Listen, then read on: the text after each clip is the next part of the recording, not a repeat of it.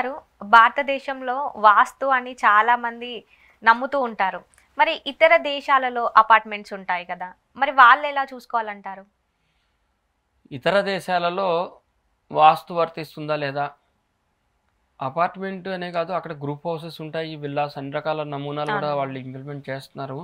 అయితే ఈ వాస్తు శాస్త్రము ఇతర దేశాల్లో ఉంటుందా అంటే తప్పకుండా ఉంటుంది. కాకపోతే ఇక్కడ మనం శాస్త్రం ప్రకారంగా చేసుకుంటున్నాము. ఇతర దేశాల్లో వాళ్ళు సైంటిఫిక్గా ఆలోచిస్తుంటారు. సైంటిఫిక్గా ఆలోచించి ఇక్కడ మనం ఏదైతే ఒక నిర్మాణం చేపట్టాలి అంటే ఆ నిర్మాణం యొక్క స్థల నిర్ధారణ ప్రకారంగా 80-90% ఆక్యుపై చేసి ఇల్లు కడితే ఇతర దేశాల్లో 50%లో ఇల్లు కట్టి 50% ఖాళీ ఉంచుతారు. దానికి ఒక సూత్రం ఉంది, మన పెద్దవాళ్ళు చెప్పినట్టుగా. ఇల్లు ఇరుగ్గా ఉండాలి, పొలం విశాలంగా ఉండాలంటారు. పొలం అంటే మనకు కౌలుకి ఇచ్చిన భూమి కౌలు. కాదు, మనం ఎంచుకున్న స్థలము. ఆ స్థలంలో ఉండేటువంటి ఇల్లు చిన్నది ఉండాలి. స్థలానికి ప్రహరీకి మధ్యలో ఉండేటువంటి ఖాళీ ప్రదేశం ఏదైతే ఉంటుందో అది మొత్తం కూడా ఎక్కువగా చూపించాలంటారు.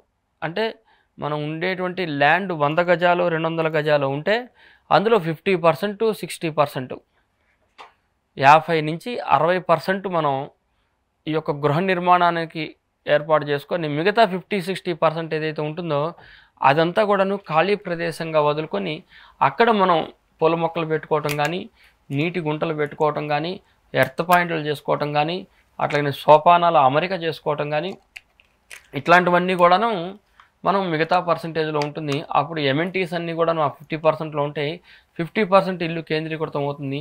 తద్వారా గృహ నిర్మాణంలో పాజిటివ్ ఎనర్జీ ఎక్కువగా తీసుకుంటుంది. ఇప్పుడు ఈ అమెరికా లాంటి దేశాల్లో కావచ్చు, ఇరాను, ఇరాక్, దుబాయ్లు, ఏ కంట్రీ తీసుకున్నా అదర్ దాన్ ఇండియాలో తీసుకుంటే ఖాళీ ప్రదేశం బాగా వదులుతారు, ఇల్లు చిన్నది కడుతుంటారు.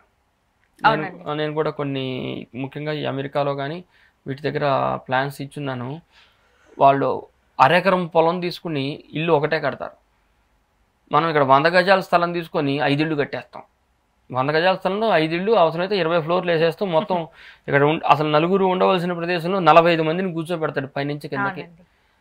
మంది పెరుగుతూ ఉంటే మజ్జిగ పలచన అవుతుంది అంటారు చూసారా, ఇదే ప్రమాణం.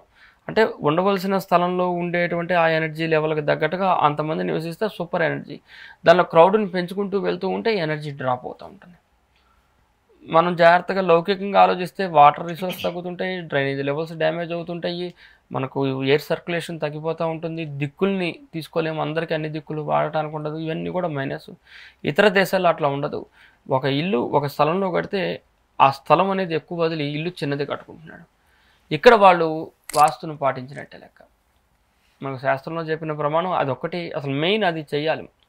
మనం అది ఏమీ చెయ్యకుండా ఇల్లు పెద్దది కట్టండి సార్, స్థలం తక్కువ ఉన్నా పర్లేదు, ఇంటి చుట్టూతా ఇల్లు చాలా పెద్దది విశాలంగా ఉండాలి సార్, అసలు మీకు తెలియదు సార్, గదులు పెద్దవి కావాలి సార్ అంటారు కొంతమంది.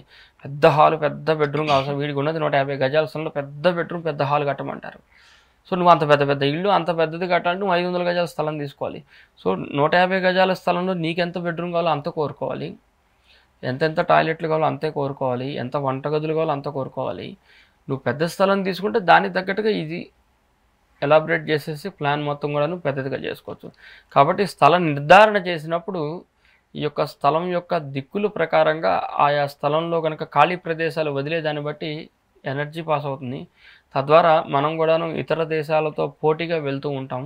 కొన్ని ఇళ్ళు మనం చూస్తే ఇల్లు చాలా చిన్నగా ఉంటుంది, ఖాళీ స్థలం ఉంటుంది, ఇంట్లో కుటుంబ సభ్యులందరూ వారి వారి వృత్తుల్లో విశేష నైపుణ్యంతో మంచి గుడ్ విల్తో ఉంటుంటారు. ఆదాయ వనరులు పెరుగుతుంటాయి, గుడ్ విల్ పెరుగుతూ ఉంటుంది, అవునండి. ప్లస్ ఆరోగ్యాలు డిఫాల్ట్ వెళ్తూ ఉంటుంది, మంచి ఆరోగ్యంగా ఉంటుంటారు. సో అట్లాంటి నమూనాల కోసం ఇప్పుడు మనం ఒక హైదరాబాద్ నగరాన్ని చూస్తే group houses, weekend houses, Saturday houses అని, మళ్ళీ ఇంకోటి గెస్ట్ హౌసెస్ అని రకరకాల పేర్లతో పిలిచి హైదరాబాద్కి రింగ్ రోడ్డు బయట భాగాల్లో వెళ్ళి ఒక్కొక్కళ్ళు 200, 250, 500 గజాలు కొనుక్కొని ఒక ఇల్లే కడుతున్నారు. అక్కడికి వెళ్ళి కట్టచ్చుగా అపార్ట్మెంటు, కట్టరు. ఆడికి వెళ్ళి ఒక ఇల్లు కట్టేసి అప్పుడు అంటాడు, ఏమిటోనండి శనివారాల్లో మేము ఫామ్ హౌస్కి వెళ్తాం, అక్కడ హాయిగా ఉందండి మేము కూర్చుంటే, అక్కడికి వెళ్ళినప్పుడల్లా ఒక ఫోన్ కాల్ వస్తుందండి ఆర్డర్ తీసుకోవటం, ఇక్కడ ఇంటూ ఉంటే ఒక్కటి రాదండి. ఎందుకంటే ఎనర్జీ లెవెల్ అక్కడ అంత ఉంది, అక్కడ ఎనర్జీ లెవెల్ అంత విస్తృతంగా ఉంటుంటుంది. ఆటోమేటిక్గా మనకు దైవబలం పెరుగుతుంది, బిజినెస్లో మంచి మెళుకువలు, అవకాశాలు, జాబులు అవకాశాలు పెరుగుతాయి. అప్పుడు వాడు తరచుగా వెళ్తూ ఉంటాడు ఆ యజమాని. వీకెండ్ హౌస్కి వెళ్తాం, 3 రోజులు 4 రోజులు అవసరమైతే అక్కడి నుంచే కంప్యూటర్ పెట్టుకొని వర్క్ చేస్తున్నా సార్ అంటారు. అవును. ఎందుకంటే ఆ ఎనర్జీ పాస్ చేయాలి అంటే అంత స్థలానికి అంత ఇల్లే కట్టారు. ఇక్కడ ఇట్లా ఉండదు, చిన్న స్థలం తీసుకొని పెద్ద ఇల్లు కడుతున్నాం.